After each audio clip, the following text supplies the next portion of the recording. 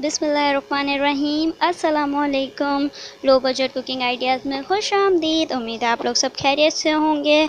मैं भी खैरियत से हूँ आपकी दुआओं से। चलें जी आज की रेसिपी की तरफ बढ़ते हैं। आज की रेसिपी बहुत मज़ेदार सी है, आलू कीमा। आलू कीमा वैसे तो सबका बच्चों का तो फेवरेट ही होता है। आज हम आलू कीमा बनाने लगे हैं। आइए इसकी रेसिपी देख लेते हैं मज़ेदार सी।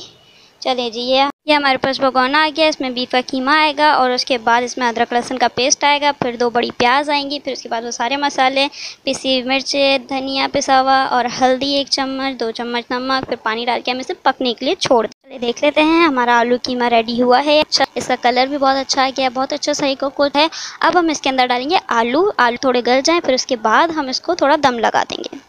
चलिए देखिए साथ ही साथ आलू भी गल गए हैं। अब ये बहुत अच्छा सा कुक हो चुका है। अब इस डिश आउट कर रहे हैं। ये देखिए माशाल्लाह से कितना अच्छा सा हमने इसके ऊपर गरम मसाला डाल दिया, हरी मिर्च, हरा धनिया डाल दिया है और ये हमारी डिश तैयार हो गई आलू की। मिलते हैं नेक्स्ट वीडियो में। अल्लाह हाफिज़।